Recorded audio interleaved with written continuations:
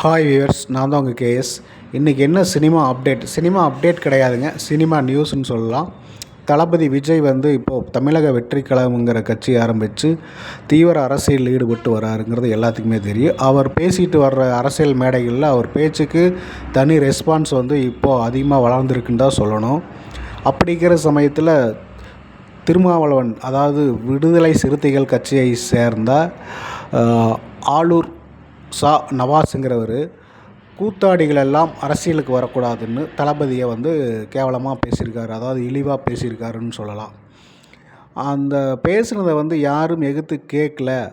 அதாவது இவ்வளவு இழிவாக சினிமாக்காரர்களை இவ்வளவு இழிவாக பேசியதற்கு யாரும் எதிர்த்து கூட கேள்வி கேட்காம இருக்காங்க. அந்தளவுக்கு சினிமாக்காரங்களுக்கு திராணி இல்லை அப்படின்னு சொல்லி ப்ளூ சட்டை மாறன் வந்து பேசியிருக்காரு. அதுக்கு பதிலடி கொடுக்குற விதமாக வந்து பார்த்திங்கன்னா, இப்போ சமீபத்தில் வந்து ஒரு திரைத்துறை நிகழ்ச்சி நடக்கும்போது அந்த மேடையில் வந்து டைரக்டர்கள் வந்து பேரரசு ஆர்வி உதயகுமார் என்ன பதிலடி கொடுத்துருக்காங்கன்னா, பேரரசு வந்து பார்த்திங்கன்னா குறிப்பாக என்ன சொல்லியிருக்கிறாருன்னா, விஜய் வந்து சினிமாவில் உச்சம் தொட்டவர்.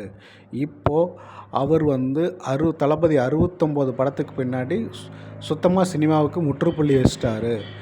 அரசியல் கட்சி ஆரம்பித்து தமிழக வெற்றி கழகம்னு பெயர் சொல்லிட்டு முதல் மாநாட்டிலேயே 8 லட்சத்துக்கு அதிகமான ஒரு கூட்டத்தை சேர்த்தவர். அப்பேற்பட்டவர் இப்படி பேசலாமா அப்படின்னு சொல்லி அவர் வந்து பதிலடி கொடுத்துருக்காங்க.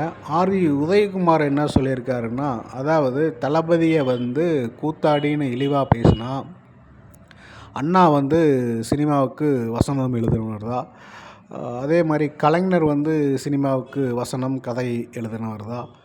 மு.க. ஸ்டாலின் அவர்கள் சினிமாவில் நடித்தவர் தான். உதயநிதி ஸ்டாலின் அவர்கள் சினிமாவில் நடித்தவர் தான். இவங்கெல்லாம் கூத்தாடிகள் கிடையாதா அப்படின்னு ஒரு எதிர்வாதமாக கேட்டிருக்காங்க. அதாவது வந்து பார்த்திங்கன்னா, இப்போ தான் ஒருத்தர் அரசியலுக்கு வராரு, அவர் வந்து இப்போவே வந்து அழிச்சிடாதீங்க. அதாவது யாருக்கும் அரசியல் வர்றதுக்கு உரிமை இருக்குது. நம்ம கருத்தும் அதே தான். எந்த துறையை சேர்ந்தவங்களுக்கும் அரசியல் வர்றதுக்கு உரிமை இருக்குது. அவர் எப்படி நடந்துக்கிறாருங்கிறத பொறுத்து தான் நம்ம வாக்குகள் வந்து போடலாமா வேண்டாமான்னு நம்ம டிசைட் பண்ணணும். அதுக்கு முன்னாடியே வந்து யாரும் கேவலமாக பேசக்கூடாதுங்கிறது தான் நம்ம கருத்தும். இந்த மாதிரி நியூஸ் அப்டேட் எல்லாம் தெரிஞ்சுக்க நம்ம சேனலை லைக் பண்ணி ஷேர் பண்ணுங்கள். மறக்காமல் சப்ஸ்கிரைப் பண்ணுங்கள். நன்றி.